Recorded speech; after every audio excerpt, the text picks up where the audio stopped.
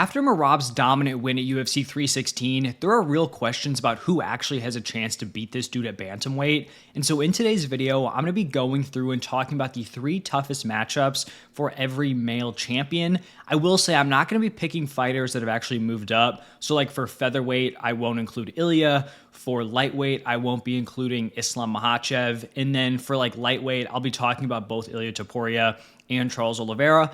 But let me know your thoughts down below. Do you agree with my picks? Disagree? Keep in mind, this is not like the 3 best guys in the weight class like outside of the champion. These are specifically toughest matchups for that champion. And we will start off with Merab here because he's kind of the guy that's inspired this video. And number 3, I had a pretty tough time. I ended up going with Petr Yan, and it seems weird to have Yan here because like the first fight was just complete domination. But if you want to look at some of the positives, although Petr Yan just like let him shoot on him a million times and he was taken down, I think like around 10 times, he did do a pretty good job of first off just defending at a pretty high rate. And then also he did limit the control time. So like he allowed Merab to shoot more than a guy like Sean O'Malley, but he was more effective in stopping it and not getting controlled. And then for Yan, I just feel like he's such a high-level fighter. I can't see him getting beat as badly as he did last time. And if you're not picking Petr Yan, there's just not a lot of names because you've got some dudes that are maybe on the way down, like a Cejudo, a Figueiredo. We just saw Sean O'Malley lose twice. And so then you're getting into like is it Montel Jackson? Is it Mario Bautista? And at this point, like I would just have more confidence in a guy like Petr Yan. Then at number 2, we have the guy who I think is probably going to challenge for the belt next, Corey Sandhagen. Now, admittedly, Corey Sandhagen is my favorite fighter probably right now in the UFC. I really hope he wins this matchup. I do think he has a chance. He's got a really solid skill set, really elite footwork and distance management. I think he has slept on takedown defense. It's not perfect, right? We saw Umar Nurmagomedov take him down, control him a little bit, but his takedown defense is pretty solid. It's not like there are just all these windows to be consistently shooting on him. Overall, I think his ground game is also slept on. We kind of saw that in the Figgy fight. Really knew how to operate that 50-50 position. And, you know, someone like Figgy, who I think a lot of people would say is a very good grappler, out-grappled him there. That win was not a fluke, right? Like, he set that up against Davison Figueiredo, and Figgy made a mistake and obviously had to pay for it. And then he also has the opportunity to have the big moments, not crazy powerful in the hands, but the flying knees. We saw that against Frankie Edgar. We saw him go from a flying knee into an inverted triangle against TJ Dillashaw. So overall, he's dangerous. I think if there's someone who can like defend the takedowns, just like pick him apart at range and like try to win these rounds by small margins, I do think that could be Corey Sandhagen. Now, I will say I would definitely pick Merab in this matchup, but I still think he's probably the second toughest challenge. And then at number 1, probably not super surprising, I have Umar Nurmagomedov. I think there's like this weird revisionist history on this fight that like Umar just got outclassed and like Merab ran through him. This was a clear like 3-2. Umar very clearly won the first 2 rounds. He didn't get controlled on the ground. The dude's only 29 years old, so he should still be improving. I will say, I think going into that matchup, Merab was pretty banged up. I think he was dealing with staph infection. So like maybe he turns on the cardio even harder next time and earlier and like it's not as competitive. But Umar winning 2 rounds, not even hitting 30 years old, like that is very, very impressive. And it's not crazy to think that Umar is, could improve at a faster rate than Merab, just given his age and, overall experience in MMA. So I do think Umar probably still is the man who has the best chance to beat Merab. Then we're going to go up to heavyweight here, and we're not talking about John Jones. The man's not the heavyweight champion. The dude doesn't fight. He doesn't take on the top contenders. Tom Aspinall is the heavyweight champ. And so at number 3, toughest test for Tom Aspinall, I have Jailton Almeida. Now, I would still definitely pick Tom Aspinall in this matchup. We just haven't really seen Aspinall's takedown defense get tested, especially against a guy like Jailton Almeida. I don't think Almeida has any chance of striking with him, but if he could put Tom Aspinall on his back, that would put him in a spot where we really haven't seen him in the UFC. We know he has a decent ground game, but that's with him kind of operating as the hammer. Does he just completely fall apart if he gets put on his back by a guy like Almeida? We really don't know, so that is something we could see in this matchup. Then at number 2, I actually don't have a heavyweight. I have Magomed Ankalaev.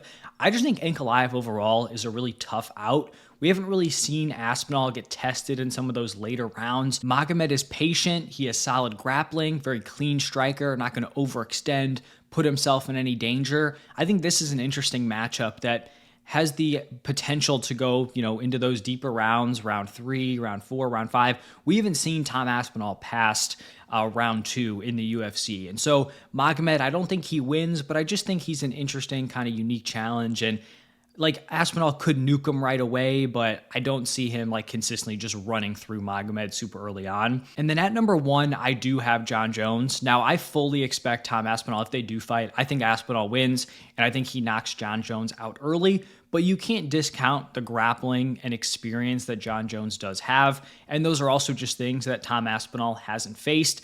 Like I talked about Almeida, the question marks with the grappling. Jon Jones, not as explosive as Almeida, but just so much more experienced, very high fight IQ. I still think this is the toughest test for Tom in the UFC. If we were including outside the UFC, I'd probably have Francis here at number 1, but it doesn't seem like the UFC is interested in bringing him back.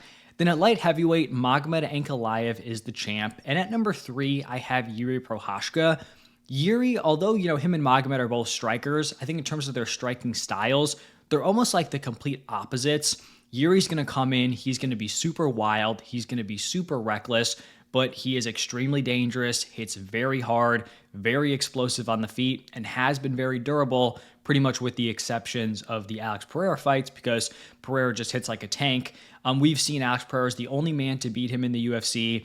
I don't think Magomed, while he is powerful, I don't think he has the same finishing upside of a guy like Alex Pereira. And Yuri is always going to be in the fight until you put him away. You look at the Alexander Rakic matchup, Rakic was handedly winning that fight. He was landing more, he was landing the cleaner, harder strikes, but Yuri just eats it, and eventually you're going to fade, your defense isn't going to be there, and Yuri is going to find a finish. So Magomed could certainly knock him out, but I think Yuri also has the potential to end this fight early. Then at number 2, I have Khamzat Chimaev. I just think Khamzat is a wrestling threat that Magomed has not seen in the UFC. Magomed does have 87% takedown defense, but we really have seen like no one has been able to stop the takedowns of Khamzat Chimaev. You had a guy like Usman, who was very defensively responsible, avoiding the submission. You had a guy like Gilbert Burns, who Khamzat kind of just like opted to not wrestle because he was worried about the submission threat. But like when Khamzat has wanted to take someone down, he can take them down. Magomed will have the size advantage here, but it straight up might not matter if Khamzat can just, run through him on the ground.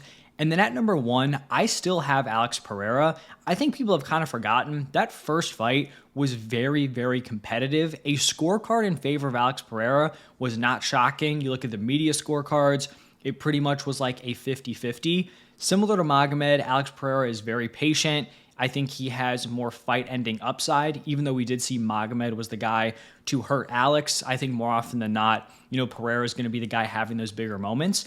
And Alex Pereira actually showed pretty solid takedown defense. In a rematch, I actually think I lean towards Alex Pereira because I think the issue is that he was, kind of too passive, too patient, didn't have enough output.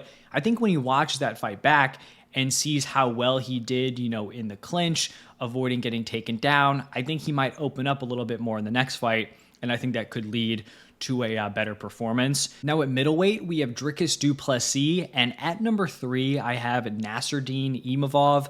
Imavov at this point, rising contender, pretty much knocking on the door of a potential title shot.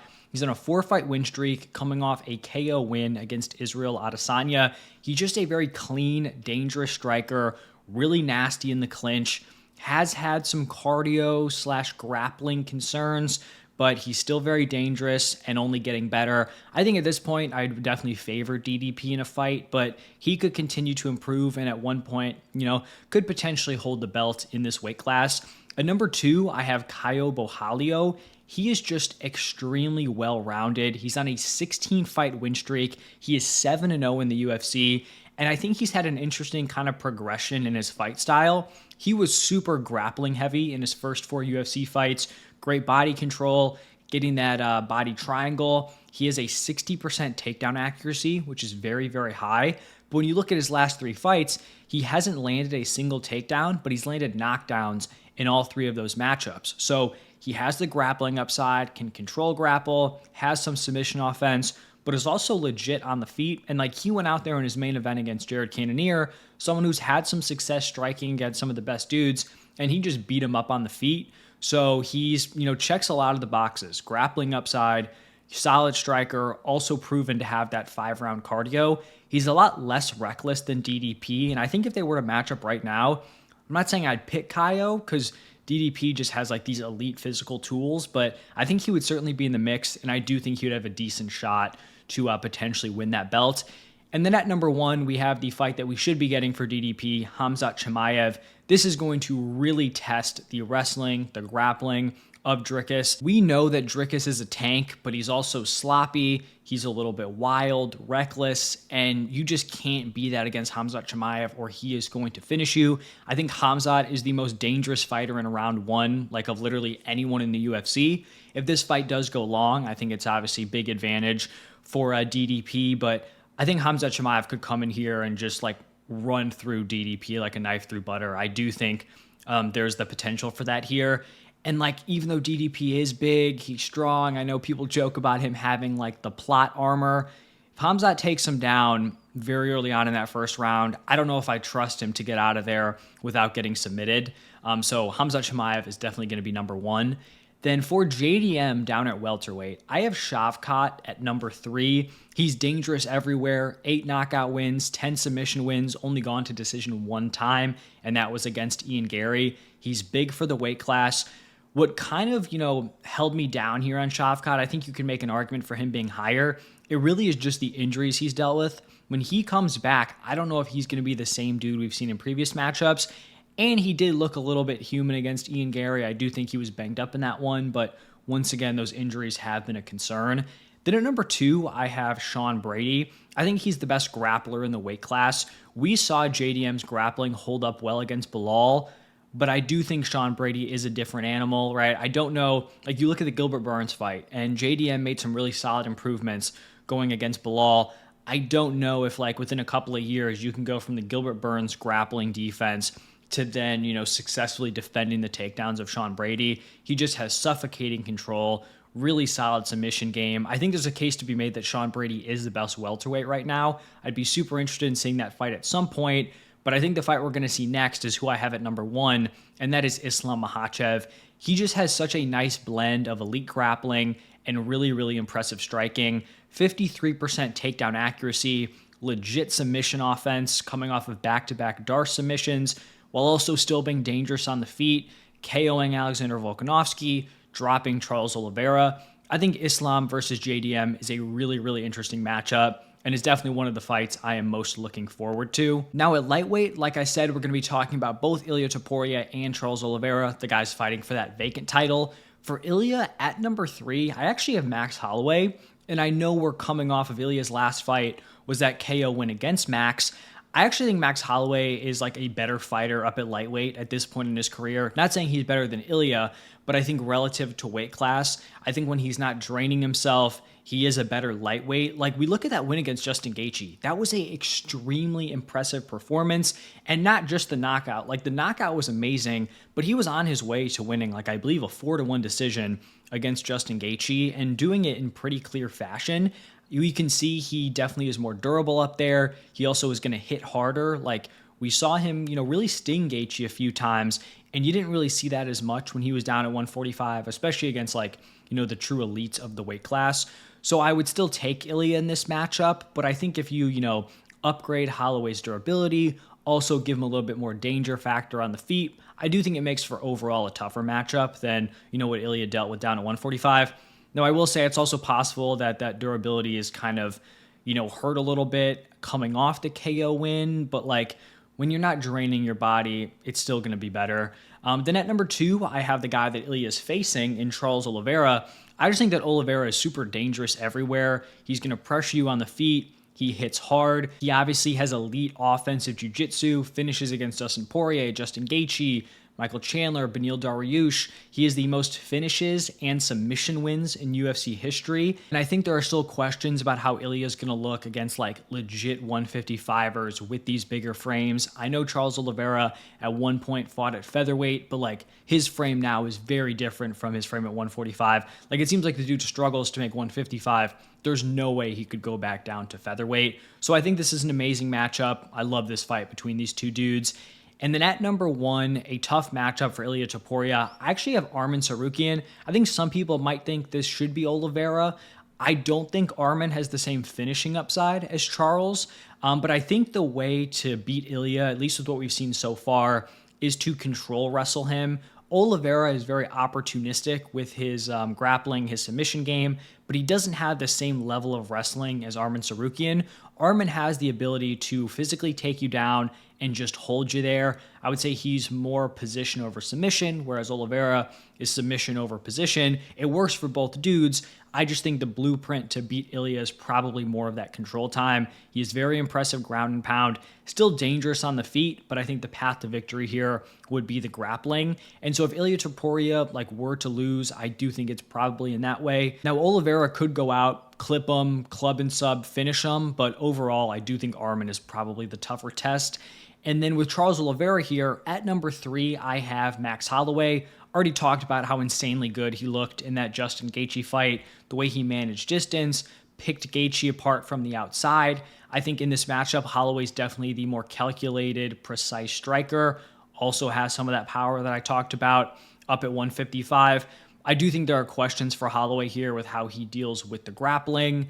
You look at when Oliveira faces guys who have no business being on the ground with him. Dustin Poirier, Justin Gaethje, they can hurt him and he can pretty much lay on his back and get to recover, rest because they are so terrified of entering his guard. I think Max Holloway's probably more in that Poirier-Gaethje grouping than he would be in the Arman Tsarukyan, Islam Makhachev, who aren't really scared of that. So that's not great. I think this would be an amazing fight. This is a fight I was really interested in seeing when Max Holloway said he would move up.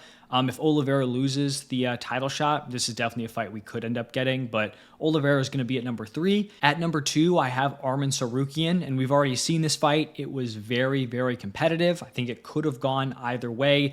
This is a matchup where Oliveira is going to have the big moments like we saw with his couple of, very serious submission attempts, but Arman is going to win the minutes. So Oliveira could go out there, have a couple big moments, maybe find a finish, but Arman is going to be winning the majority of the fight, and I just think it's a tough matchup for Charles, especially with his control grappling.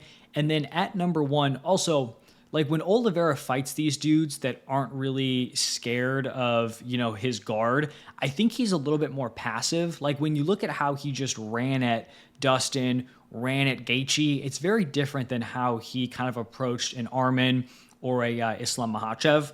At number 1, I do have Ilia Topuria. He really is just the full package. Solid grappling, although it is a fairly limited sample size, and down at 145.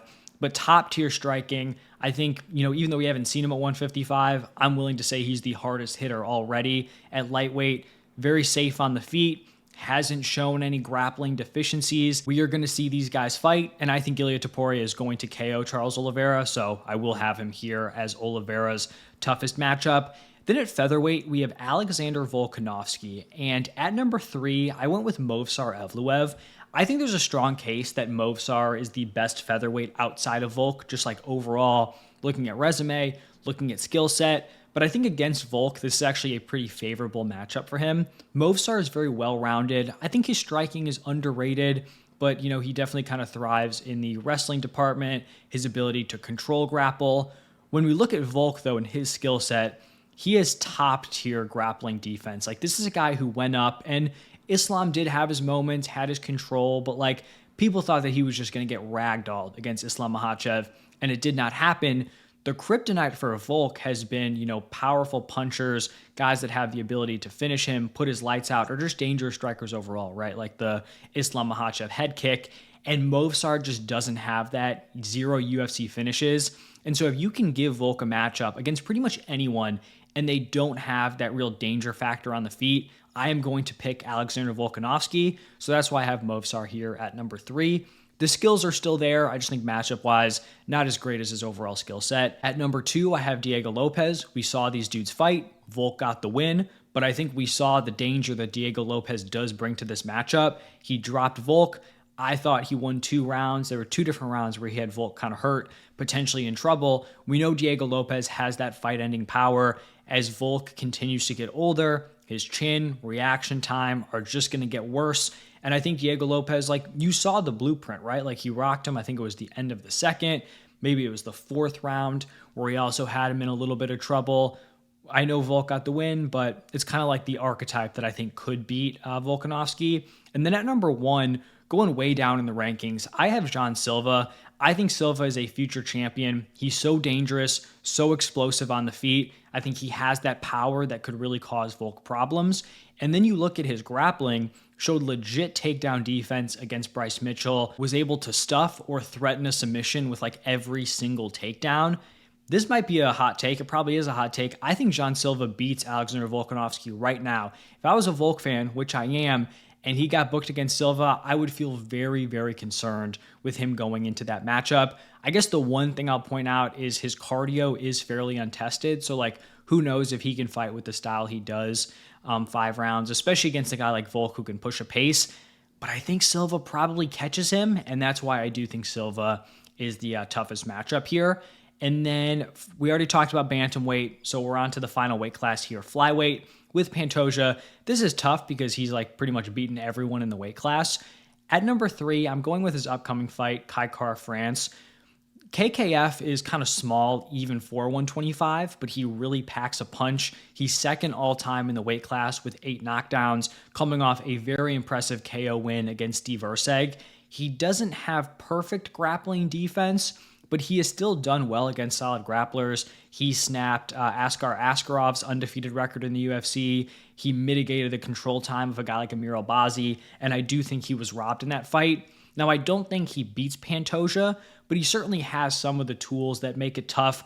Every second they're on the feet, there is that danger factor where he could land a big shot and potentially finish Pantoja, but Pantoja is just so unbelievably durable. He has an iron chin, and he has like back take, control grappling upside that pretty much no one else has in the UFC right now.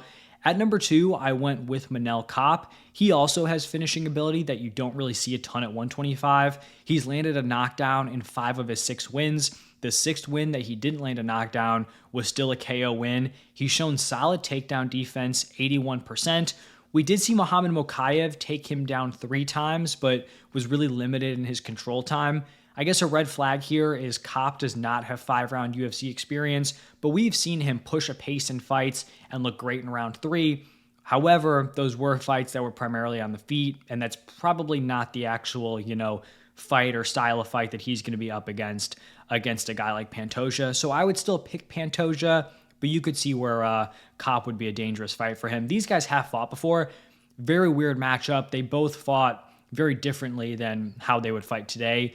And then at number 1, I have Brandon Moreno. Now, Pantoja has 3 wins overall against Moreno, 2 on the pro record, 1 was on the Ultimate Fighter, but their last fight, the one where Pantoja got the belt, was very, very close. It was a split decision, could have gone either way. Moreno is extremely durable. He's never been finished in his pro career. We know he has that elite 5-round cardio. He's tough to control on the ground. I think like today, if you simulated 100 fights between these two, I'm not confident that either one of them wins more than 60. Like, I think their fights are always going to be very, very close.